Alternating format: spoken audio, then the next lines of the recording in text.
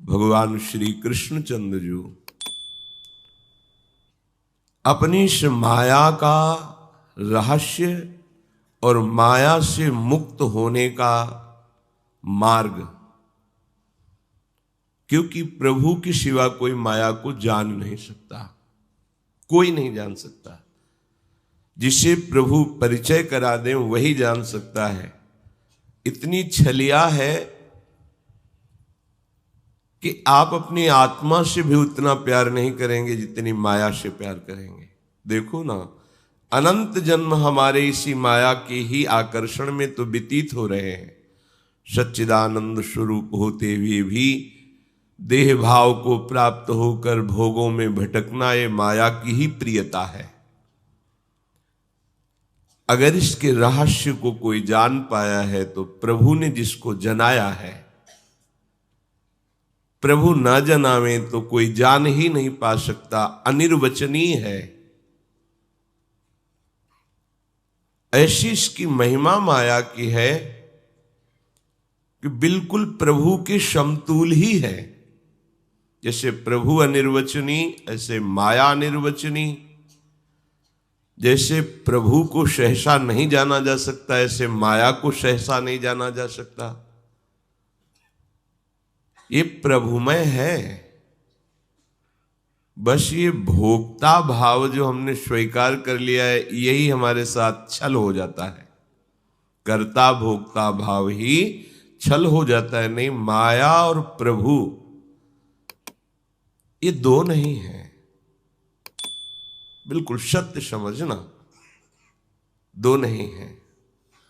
जैसे भगवान का अंश और भगवान दो नहीं है, ऐसे मम माया ममैव अंशो भगवान के वचन है।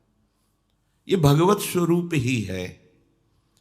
बस ये जो कर्ता भोक्ता भाव बैठा है, यही हमें छल करने के लिए माया को मार्ग दे देता है। नहीं तो जहां कर्ता भोक्ता भाव हटेगा तो आप देखोगे एकमात्र सच्चिदानंद प्रभु के सिवा न कोई था, न है, न रहेगा। अब प्रभु कृपा करके बता रहे हैं कि हमारी माया से तुम कैसे बचोगे। माया से जो हमें भ्रम में फंसा करके बराबर दुख शोक संताप,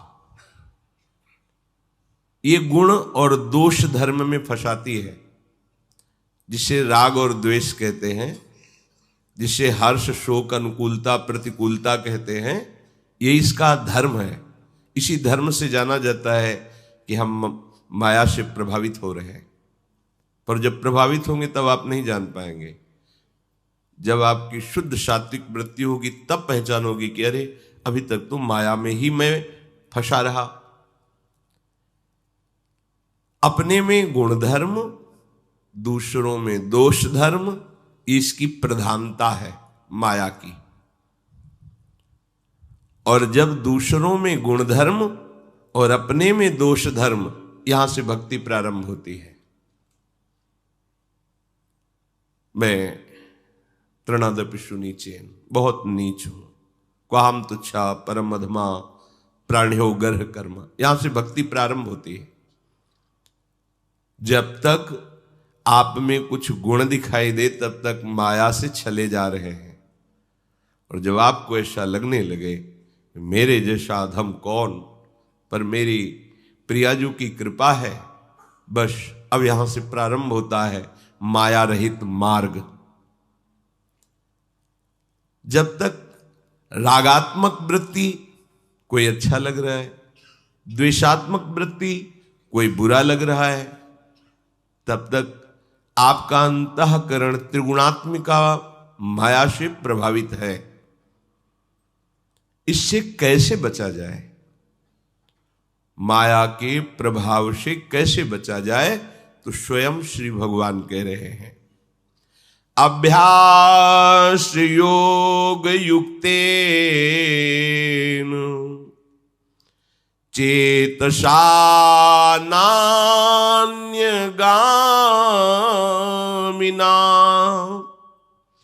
परमं पुरुषं दिव्यं याति पार्थानुचिंतयन्।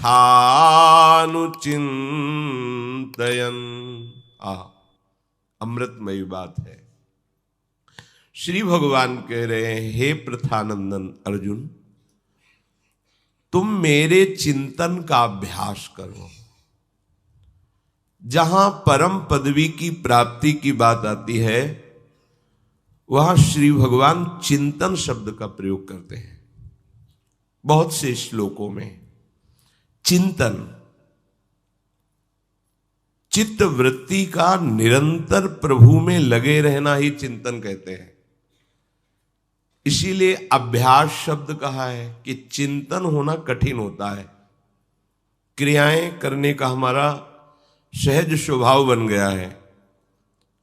बड़े भाग्यशाली हैं जो भागवती क्रियाएं स्वीकार करके प्रभु की प्रसन्नता के लिए करते हैं, पर प्रायः अहम धर्म से युक्त होकर स्वसुख वांछा से प्रेरित होकर सारी क्रियाएं की जाती हैं। अहंकार विमूढ़ात्मा करता हमिति मन्यते, मैंने ऐसा किया, मैं ऐसा कर रहा हूं, मैं ऐसा करूंगा, इसी से प्रेरित होकर सारी क्रियाएं होती हैं। कोई बड़ा भाग्यशाली होता है जो श्री प्रियालाल का शरणागत होकर नाम जप करना, वाणी पाठ करना, नाम कीर्तन करना, प्रियालाल की सेवा की भावना रखना, प्रियालाल के समर्पण करने के लिए ही सारी चेष्टाएं करना, ये तो बाहरी बात है। जो अंतर में प्रवेश करेगी, ये अभ्यास है बाहरी। यदि इसका अंतर में प्रवेश नहीं हो रहा तो अभी अभ्यास में त्रुटि है। ध्यान से सुनना, आपका भागवतिक अभ्यास चल रहा है और आपका चिंतन भागवतिक नहीं है तो अभी त्रुटि है। खोजो, कोई धर्म विरुद्ध आचरण है आप में, कोई पापाचरण है, कोई मनमुखी चाल है जो आपको आपकी भागवतिक क्रियाओं का जो फल है वो नहीं प्राप्त होने दे रहा। भागवतिक क्रियाओं का क्या फल है? सब साधन कर यह फल सुंदर, प्रभुपद पंकज प्रीति निरंतर। अपने आराध्य देव में एक एक चित्त की वृत्ति का समर्पित हो जाना, ये समस्त साधनाओं का फल है। मुरारी पादार्पित चित्त वृत्ति, एक एक वृत्ति कृष्णाकार, एक एक वृत्ति श्यामा श्याम के चरणारविंद में। यदि चित्त वृत्ति विषय चिंतन में है, चित्त वृत्ति क्रियाओं की नाना प्रकार के नानात्व के चिंतन में है, तो अभी हमारी साधना में, उपासना में त्रुटि है। अभ्यास योग युक्तेन क्या? चेतसा नान्य गामिना। आपका चित्त पंग हो जाए, जाए ही ना, जाने की सामर्थ्य ही ना रह जाए, यह है साधना का स्वरूप। भगवत प्राप्ति क्रियाओं से नहीं, चिंतन से होती है। सत क्रियाओं से असत क्रियाओं का त्याग और सत क्रिया के फलस्वरूप आराध्य देव के चरणारविंद की चिंतन वृत्ति का जागृत हो जाना, ये साधना का फल है, ये उपासना का फल है। गदगद सुर नयना सजल, दंपति रस रहे भीन, यही गति वृंदा विपिन में फिरे प्रेम तन लीन। ये सब साधना का फल है। आराध्य देव के चिंतन में रोमांच हो रहा है, पुलकावली बढ़ रही, अश्रु प्रवाह हो रहा है, वृंदावन की वीथियों में युगल चिंतन में डूबा हुआ है। ये जीवन का, साधना का परम लाभ है। चेतसा नान्य गामिना, हमारा चित्त कहीं और जाए ना, तो इसका परिणाम परमम दिव्यम, जो परम दिव्य है, परम पुरुष है, हे पार्थ, बार बार चिंतन के प्रभाव से उनकी प्राप्ति हो जाती है। पुरुषम परमम दिव्यम याति पार्थानुचिंतयन, अनुचिंतयन, जो चिंतन कर रहे हैं बार बार, अनुमान बार बार, अनुस्मरण, बार बार स्मरण करना, बार बार चिंतन करना। अगर हमारा आंतरिक चिंतन प्रभु में नहीं हो रहा है तो हमें बहुत विकल होना चाहिए, संतोष नहीं होना चाहिए इस बात में, क्योंकि अगर संतोष कर लोगे साधना में तो साधना रुक जाएगी।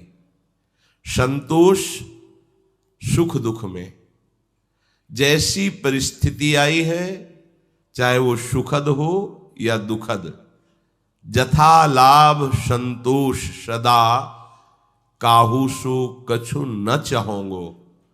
मेरे आराध्य देव ने जैसी मेरी परिस्थिति की रचना कर दी है, विधान कर दिया, उसी में मैं संतुष्ट हूं।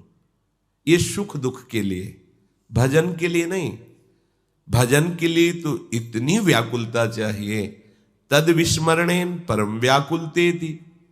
यदि कहीं आधे पल के लिए भी आराध्य देव का किसी कारण से विस्मरण हो रहा है तो परम व्याकुलता आ जानी चाहिए। इसका फल क्या होगा? बोल परमम पुरुषम दिव्यम याति पार्थानुचिंतयन। जब कोई ऐसे चित्त से चिंतन करता है, अनुचिंतयन, बार बार चिंतन, अव्यावृत भजनात्, अखंड भजन। एक बार पकड़ाना होता है मन को। ये ज्यादा परिश्रम की बात नहीं है, इसमें थोड़ी लालसा की बात है। अगर कहीं कृपा से लालसा जागृत हो जाए भगवत प्राप्ति की, साधु संग की कृपा से भजन की वृत्ति जागृत हो जाए,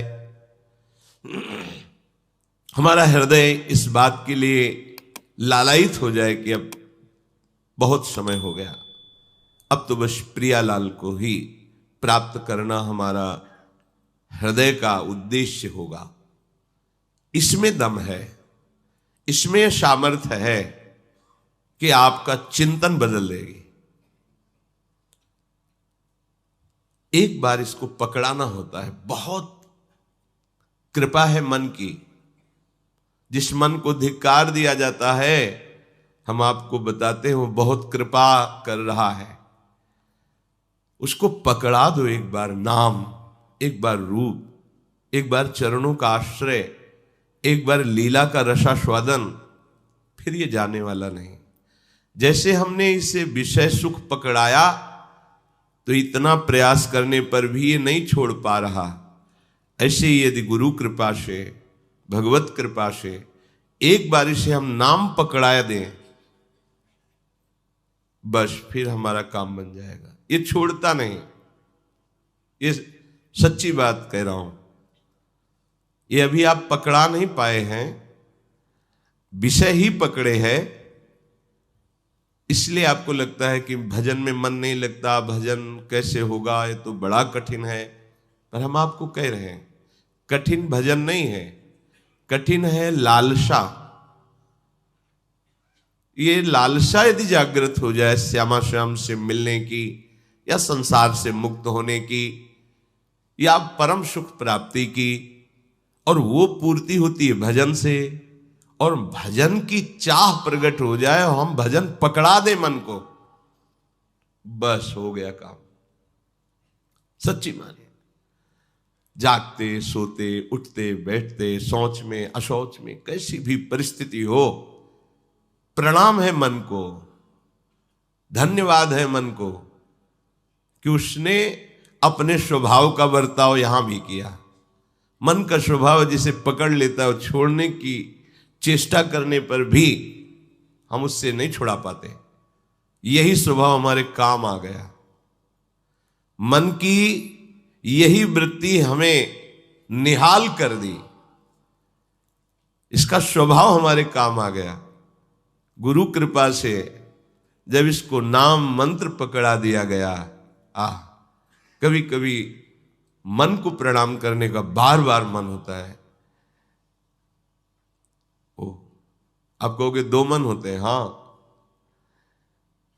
एक अशुद्ध वृत्ति का, एक शत वृत्ति का, और उसी दोनों मन को तदात्म भाव से स्वीकार किया हुआ वो आत्मस्वरूप बार बार उस शत मन को प्रणाम करता है।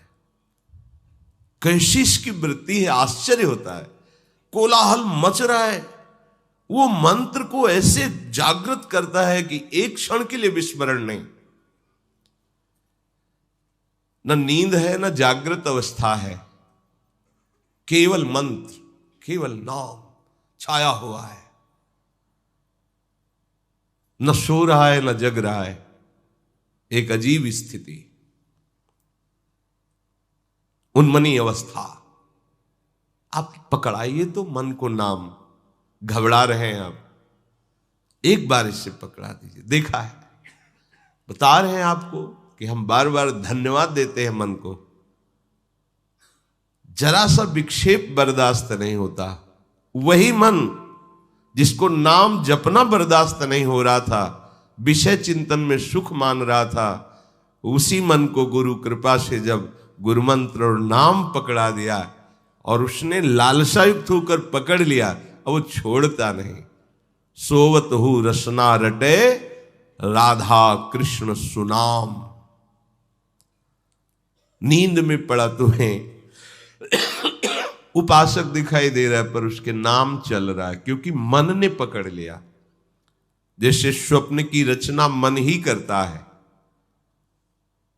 ऐसे ही मन लग रहा है कि सुषुप्त में है पर नहीं। या तो कोई दिव्य लीला दर्शन या तदाकार वृत्ति मंत्र में, नाम में आ गया ना अभ्यास का फल। परमम पुरुषम दिव्यम याति पार्थानुचिंतयन। ये बार बार चिंतन करने का फल मिला कि चित्त ने पकड़ लिया मंत्र को, नाम को। आप कोई नहीं छुड़ा सकता। तभी तो संत जन कहते हैं, जो इस अवस्था को प्राप्त है कि मेरा भजन तो अब राम करते हैं, मैं क्या भजन करूं, मेरा भजन राम करते हैं। क्यों? क्योंकि इंद्रियाणाम मनश्चास्मि, इंद्रियों में मैं मन हूं। अब मन नाम जप कर रहा है, मन भजन कर रहा। मैं तो देख रहा हूं केवल बैठे बैठे, मैं भजन नहीं कर रहा, मैं तो देख रहा हूं, भजन मन कर रहा है। और मन ही बंधन मोक्ष का कारण है। विषयों का चिंतन करने वाला मन बंधन युक्त और भगवत चिंतन कर, अब वो मोक्ष पदवी में विराजमान है, जिसका निरंतर भजन चल रहा है। कविम पुराण मनुषासितार मनोरणीयांश मनुस्मरेद्यः सर्वस्य धातारमचिन्त्य रूप मादित्य वर्णम तमसः परस्तात्। संपूर्ण प्राणियों को और उनके संपूर्ण शुभाशुभ कर्मों को जानने वाले होने से उस परमात्म तत्व को कवि कहा गया है। उस सब की जानता है। जो भी आप एकांत से एकांत में भी गुप्त कार्य करते हैं, चाहे वो शुभ हो या अशुभ हो, साधन हो या असाधन हो, सब कुछ उसको पता है। और आपकी गति, आपकी दुर्गति सब उसको पता है। इसीलिए एक नाम प्रभु का कवि है। सबसे बड़े कवि भगवान ही है। कविम पुराणम, इनसे पुराना कोई है नहीं। सबसे प्रथम प्रभु ही है, इन्हीं से सब प्रकट हुआ है, इसीलिए इनको पुराण पुरुष कहते हैं। भगवान का नाम पुराण भी है। अनुशासितारम, हम देखते हैं तो नेत्रों से, पर नेत्रों की नेत्रेंद्री के ऊपर शासन होता है मन का, मन के ऊपर बुद्धि का, और बुद्धि के ऊपर अहम का शासन होता है। पर अहम पर जो शासन करते हैं वो भगवान है, वो श्री कृष्ण है, जो सबका शासक है, बाहर और भीतर सबका प्रेरक है, सबका प्रकाशक है, वो हमारे प्रभु श्री कृष्ण है। इसलिए अनुशासितारम उनको कहा गया है, सब पर शासन है। अब इसको सहज भाषा में समझ लीजिए, हमको परेशान नहीं होना है। सबके शासन करता प्रभु हैं, इन प्रभु का आश्रय ले लो, बेपरवाह हो जाओ। पर आप आश्रय नहीं ले पाते, इसलिए बेपरवाह नहीं हो पा रहे। अगर आप आश्रय तत्व को जान जाएंगे तो आज से ही जीवन मुक्त अवस्था का आनंद लेने लगेंगे। पर हम लोग वाणी से आश्रय की बात करते और रहते अहम में हैं। अहम का भी जो संचालन करता है, शासन करता है, वो हमारे प्रभु श्री कृष्ण हैं। इसीलिए कहते तुम तो केवल मेरा चिंतन करो, योगक्षेम का वाहन मैं करूंगा, काहे को परेशान होते हो। पर परेशान होना है जीव का स्वभाव बन गया है, वो बिना परेशानी के रह नहीं सकता, वो परेशानी पैदा करता है। अपने लोग बचना चाहते परेशानी से, पर जिस परेशानी से बचना चाहते हैं उसी परेशानी को गले लगाते हैं और सोचते हैं इससे बच जाएंगे। रुपया हो जाए तो परेशानी से बच जाएंगे, हमारा सम्मान होने लगे तो परेशानी से बच जाएंगे, लोग हमें जानने लगे तो परेशानी से। ये सब परेशानी पैदा कर रहे हो, यही तो परेशानी है। भगवान मिल जाए तो परेशानी से बच जाओगे, ये कहां कोई जान पा रहा है। माया मिल जाए तो हम परेशानी से बच जाए, प्रॉब्लम ही प्रॉब्लम। चाहे जिधर देख लो सब समस्या ही समस्या। भगवान के बिना समस्या का समाधान नहीं होना। हमारी समस्याओं का समाधान एकमात्र प्रभु श्री हरि से ही होगा। जब हम जानते हैं कि हमारे अहम पर, मन पर, इंद्रियों पर एकमात्र शासन भगवान का है, तो हम काहे को अहंकार करें कि हम ठीक कर लेंगे। ऐसे हो जाओ तो सीधे उनका शासन चलेगा और उनके शासन का परिणाम होगा शास्त्र सम्मत जीवन। शास्त्र के विरुद्ध आचरण नहीं रह जाएगा। जब अहम का शासन होता है तो नाना प्रकार के पापाचरण होते हैं, और जब भगवान का शासन स्वीकार हो जाता है तो निष्पाप और महात्मा हो जाता है, चाहे गृहस्थ में हो चाहे विरक्त में हो। ये ध्यान रखना चाहिए। सब ईश्वरों के भी ईश्वर, सबको प्रकाश देने वाले सर्व सामर्थ्यशाली हमारे आराध्य देव हैं। बस तभी तो गोस्वामी जी ने बहुत विचार करके लिखा है, हौ हार्यो करि जतन विविध विधि अतिशय प्रबल अजय, तुलसीदास बस होए तबहि जब प्रभु पेरक बरजय। वो डांट दे तो अभी ठीक हो जाए, तो क्या करें, हार जाओ और प्रभु की शरण में हो जाओ। पर ये नाटक हारने का करता है, असली में नहीं हारता है, इसलिए प्रभु भी मुस्कुराते रहते हैं। आगे तो प्रभु के सामने कहेगा मैं हार गया, और पीछे कहेगा मैं देख लूंगा, अभी कुछ बकाया है। जब तक थोड़ा अहंकार बकाया है तब तक इनका प्रभाव नहीं समझ में आता प्रभु का। जहां अहंकार खत्म हुआ वहीं प्रभु का अवतार हो जाएगा आपके जीवन में। प्रभु आपके हृदय में प्रकाशित हो जाएंगे। जैसे अहंकार रहित होकर के आश्रय अन्य बिल्कुल ना रह करके द्रौपदी ने पुकारा तो वस्त्रावतार हो गया, ऐसे ही आपके अंदर भाव का प्रादुर्भाव हो जाएगा। भगवान भाव स्वरूप से, वो बस लाडली जी को रिझा लिया, भाव आ गया तो भावोत्सवेन भजताम रस काम धेनुम। हमारी महारानी जी हम पर कृपालु हो जाएंगी, अपनी सेवा में हमें बुला लेंगी यदि हमारे अंदर भाव कौन है, यही प्रभु श्री कृष्ण ही है। ये भाव में है, ये चिदानंद भाव किसी साधना का फल नहीं है। ये प्रभु ही भाव स्वरूप से प्रकाशित हो जाते हैं, उसी भाव से लाडली जो रीझ जाती है, वो भाव भगवत स्वरूप है। हम क्यों परेशान हैं? बस प्रभु से बिलग हैं इसलिए परेशान। क्या परेशानी है? सही माने में देखो क्या परेशानी है? जब हमारे मालिक, हमारे स्वामी और हमारे ही नहीं समस्त जगत के शासक है, वो कह रहे हैं तुम चिंता मत करो। हमें चिंता नहीं करनी चाहिए, पर हम चिंता क्यों करते हैं? क्योंकि आश्रय अहम का है, मैं का है, प्रभु का नहीं है, इसीलिए ऐसा होता है। अणोरणीयान शम, प्रभु इतने छोटे हैं, इतने छोटे हैं कि सूक्ष्मदर्शी से भी नहीं देखे जा सकते। प्रभु को देखना तो बात, आज तक कोई भी वैज्ञानिक जीव को देख पाया है? कोई भी वैज्ञानिक, चलो जीव भी छोड़ो, तो भगवान का दिव्य अंश मन को एक्सरा किया, देखो ये मन टहल रहा है, नहीं। नेत्र गोलक को तुम देख सकते हो, ऑपरेशन कर सकते हो, लेकिन नेत्रेंद्री का नहीं। मन के चिंतन स्वरूप परिणाम स्थिति को आप देख सकते हो कि ये डिप्रेशन में जा रहा है, ये आनंदित हो रहा है, ये शोकित हो रहा है, पर मन को नहीं। फिर अत्यंत सूक्ष्म भगवान को कैसे कोई देख सकता है? वो इतने छोटे हैं, इतने छोटे हैं कि उनसे छोटा कोई है ही नहीं। अणोरणीयांशम, बहुत सूक्ष्म है, इसीलिए उनके प्रेम को भी कहा गया है सूक्ष्म तरम।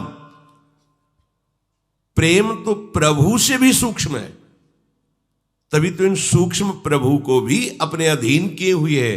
वो इतना सूक्ष्म है कि सूक्ष्म प्रभु को भी अधीन करके सामने प्रकाशित कर देता है, जिसे सूक्ष्म तत्व कहा गया। कोई नहीं देख सकता, कोई नहीं जान सकता, प्रेम उनको भी अधीन करे। सूक्ष्म तरम, ये सूक्ष्म है।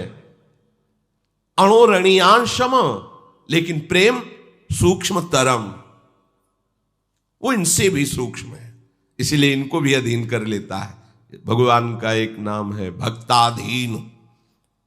आया भक्ताधीन मनः पूज्यो भक्ता नाम अभयंकर। तो भक्ताधीन, भक्त के पास क्या होता है जिससे प्रभु अधीन हो जाते हैं? बोले प्रेम। प्रेम अधीन कर लेता है प्रभु को। श्री सूक्ष्मतरम, जो परमाणु कहा जाता है वो भी थोड़ा बड़ा है, उससे भी करोड़ों गुना छोटे सूक्ष्म प्रभु है। सूक्ष्म से, उनसे सूक्ष्म कोई है ही नहीं। अब इतने सूक्ष्म को ये मन बुद्धि कैसे पकड़ पाएंगे? इनकी तो क्षमता ही नहीं। ये सामने ही देख सकते हैं, लौट कर नहीं देख सकते मन बुद्धि।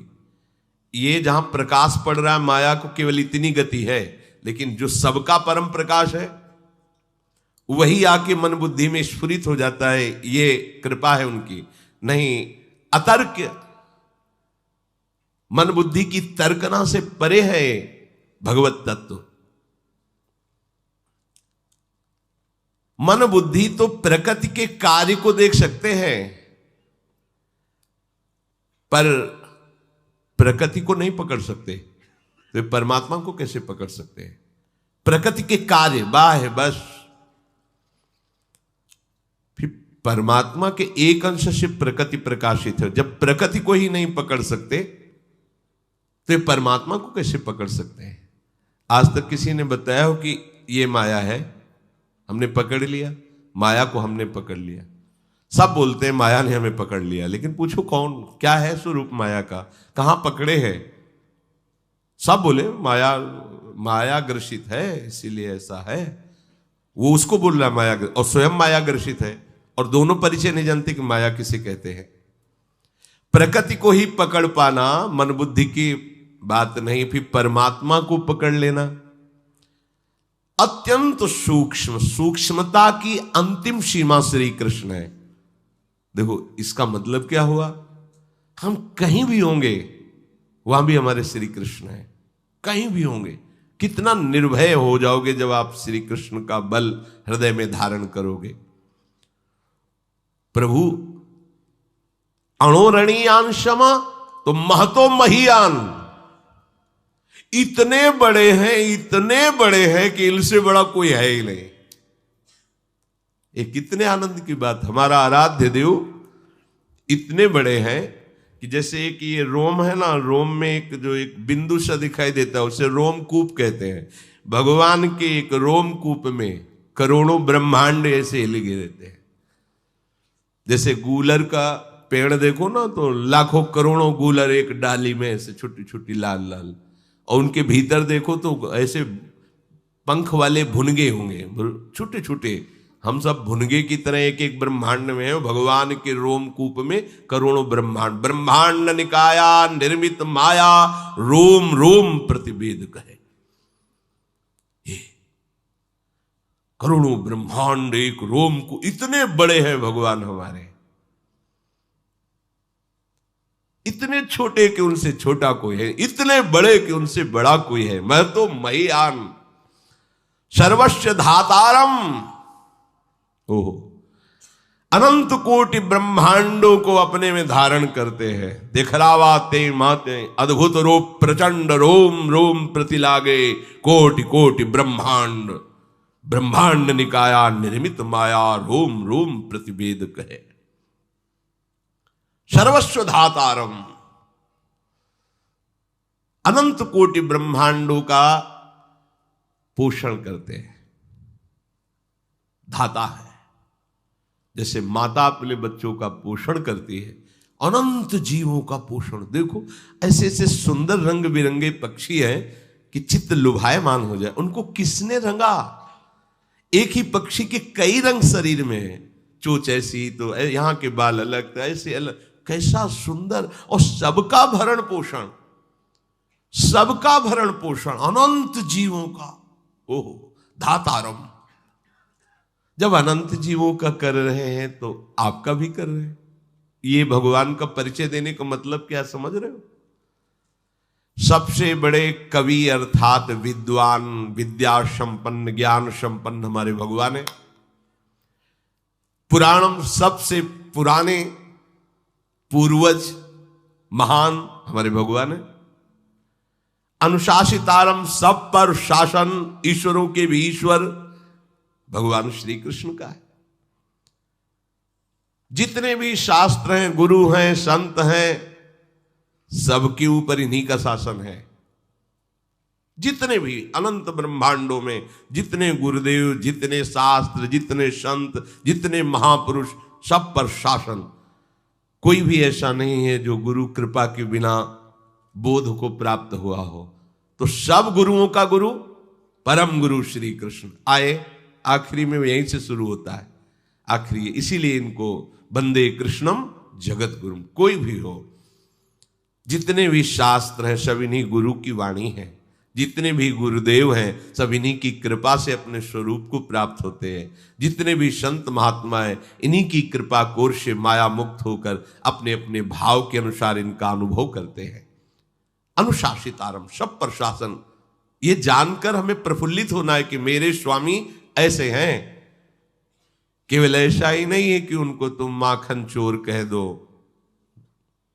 तुम उनको ऐसा वैसा शब्दों से उच्चारण। कौन है? स्वयं परिचय बता रहे हैं। कविम पुराणा मनुशासितारो मनोरणीयांश मनुस्मरेद्या सर्वस्व धातारम अचिंत रूपो मादित्य वर्णम तमसः परस्तात। मैं छोटे से भी छोटा हूं, मैं महान से भी महान हूं। सर्वस्व धातारम, अनंत कोटि ब्रह्मांडों को अपने में धारण करता हूं और अपने से ही पोषण करता हूं। आप अपने 3.5 हाथ शरीर को अपना मैं मान के पोषण करने के लिए परेशान है। 2-4 परिवार के लोगों को अपना मानकर टेंशन में है, कैसे क्या होगा। अनंत ब्रह्मांडों को अपने में धारण करके और सबका भरण पोषण कर रहा, वो मेरा स्वामी है। मेरा भरण पोषण नहीं करेगा? अरे मेरा भी भरण पोषण। तुम गर्भ में क्या कर रहे थे? तुम्हारा भरण पोषण हुआ कि नहीं? तुम बाहर प्रकट हुए, तुम्हारे दांत नहीं थे, मर जाते अगर वो भरण पोषण की व्यवस्था न करता। मां के वक्षा स्थल में ही अनुकूल दूध की रचना कर दी। उतना ही गर्म, उतना ही मीठा, उतना ही पावर जितना हम पचा सकते। कितना कृपालु है। हम समझते हैं अहम से हम अपना भरण पोषण कर रहे हैं। सर्वस्व धातारम, वो सब का भरण पोषण कर रहा है मेरा आराध्य देव। सबको जो भी स्फूर्ति मिल रही, सबको, चाहे पापी हो चाहे पुण्यात्मा हो, वो केवल प्रभु से मिल रही, केवल श्री कृष्ण से मिल रही। इसी बात को जानकर महात्मा जन सब में भगवत भाव से प्रणाम करते हैं कि बाहरी लीलाएं तीन गुणों के अनुसार, कहीं राक्षसी, कहीं राजसी, कहीं सात्विक, पर इनको जो स्फुरना मिल रही, जो सामर्थ्य मिल रही, जो पावर मिल रहा है, वो श्री कृष्ण से ही मिल रहा है।